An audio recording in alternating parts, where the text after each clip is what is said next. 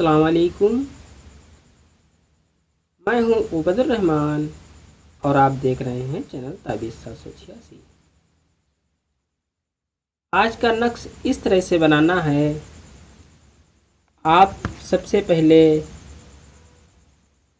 एक चौकोर बॉक्स बना लें।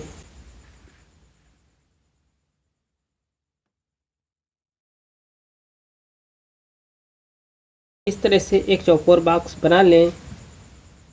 चौकोर बॉक्स बना लेने के बाद आप यहाँ पर लिखें 786 लिखने के बाद यहाँ पर लिखें अलिफ लाम और यहाँ पर लिखें हब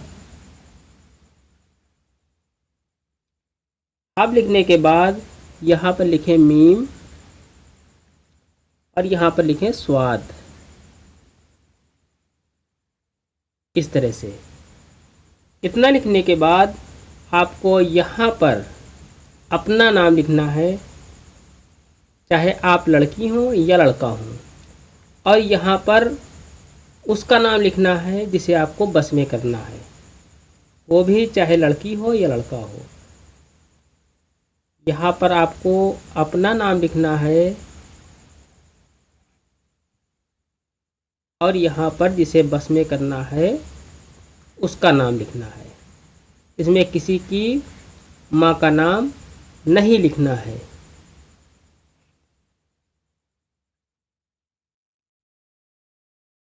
इस ताबीज़ की जानकारी तो मैं आपको दूंगा।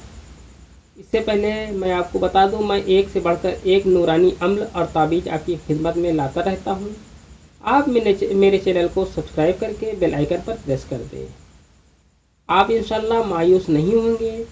इस ताबीज़ की पूरी जानकारी से पहले वीडियो को लाइक करें और शेयर करें।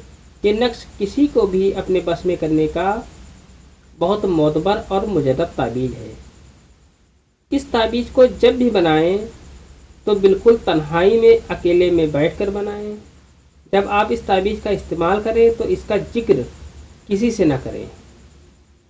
इस ताबीज़ को किसी भी दिन सुबह सूरज निकलने से पहले लिखें और इस ताबीज़ पर मोमबत्ती से इस तरह से मोम लगा दें जैसे मैं आपको बताने वाला हूँ।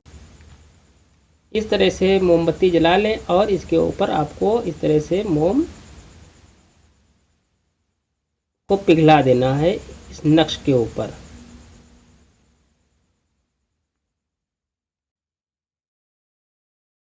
इस तरह से आपको पूरे नक्श के ऊपर मोम को फैला देना है।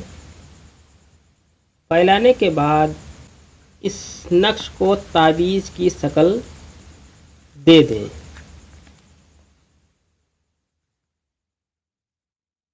नक्श को ताबीज़ की शक्ल दे दें।